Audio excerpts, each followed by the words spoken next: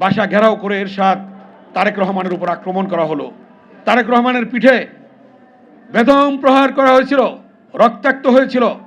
সেদিন আমরা প্রেস ক্লাবের সামনে বিএমের প্রেসিডেন্ট সভাপতি ছিলেন প্রফেসর মাজেদ, সেদিনকার সুপ্রিম কোর্ট বার অ্যাসোসিয়েশনের সভাপতি ছিলেন শামসুল হক চৌধুরী, সেদিন প্রেস ক্লাবের বিবিসির আতাউস সামাদ, ভয়েস অফ আমেরিকার গিয়াস কামাল চৌধুরী সহ সাংবাদিক নেতৃবৃন্দ সহ সকল পেশাজীবী নিয়ে প্রেস ক্লাবে আমরা সমাবেশ করছিলাম।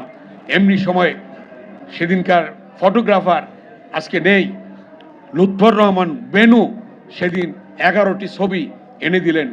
ছবি যখন আমার বক্তব্য শুরু হবে তখনই ছবিগুলি তুলে দেখলাম যে তারেক রহমানের পিঠে কালো দাগ, রক্তাক্ত অবস্থা। ছবিগুলি যখন আমি সেই সমাবেশে তুলে ধরলাম তখনই আন্দোলন, সংগ্রাম উত্তাল তরঙ্গের মতো ভেসে উঠল। সকলের মধ্যে জাগরণ সৃষ্টি হলো যে এই মুহূর্তে আমরা মিছিল বের করব। সেখান থেকে মিছিল বের হলো, আল্লাহ ভবন ঘেরাও হলো এবং সেই আল্লাহ ভবনে আগুন ধরিয়ে দেওয়া হলো। সারা দেশ উত্তপ্ত হলো, আন্দোলন ছড়িয়ে পড়লো। সেদিন তারেক রহমানের উপর আক্রমণ করার কারণেই সেটা হয়েছিল এবং আক্রোশ ছিল এরশাদের যে বেগম খালেদা জিয়ার মেসেজগুলি যে পৌঁছে দিতে তার জন্য এবং সে অংশগ্রহণ করছে তার জন্য তার উপর আক্রমণ করা হয়েছিল। তাই আজকে ভাইরা আমরা বলতে চাই সেই আন্দোলনে সেদিন দেশনেত্রী বেগম খালেদা জিয়ার নেতৃত্বেই সেদিন আমরা গণতন্ত্র উদ্ধার করেছিলাম।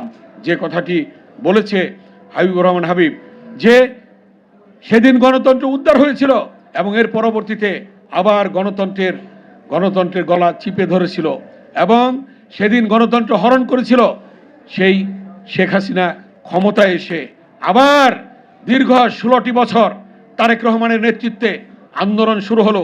সেই আন্দোলনে আপনারা দেখেছেন সে আমাদের ইলিয়াস আলী ছাত্রনেতা গুম হয়েছে, চৌধুরী আলম গুম হয়েছে, ছাত্রনেতার সুমন গুম হয়েছে, অনেক ছাত্র নেতৃবৃন্দ এবং যুবক স্বেচ্ছাসেবক বিভিন্ন সংগঠনের নেতৃবৃন্দ গুম হয়েছে, শহীদ হয়েছে, অনেকে শহীদ হয়েছে, অনেকে জেল খেটেছে, অনেকে মামলা খেয়েছে, কেউ ঘরে ঘুমাতে পারে নাই।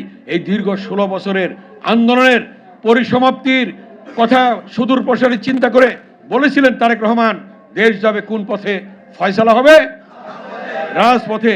সেই ফয়সালাটা কিন্তু রাজপথই হয়েছিল তারেক রহমানের বক্তব্য অনুযায়ী এবং সেই ফয়সালা হয়েছিল ছাত্র জনতার আন্দোলনের মধ্য দিয়ে এবং সকল রাজনৈতিক দলের নেতৃবৃন্দ যারা আন্দোলনে ছিল তাদের রাজপথে অংশগ্রহণের মধ্য দিয়ে এবং হাজার হাজার ছাত্র জনতার শহীদের রক্তের বিনিময়ে আমরা আবার পেলাম গণতন্ত্র, পুনরুদ্ধার হলো।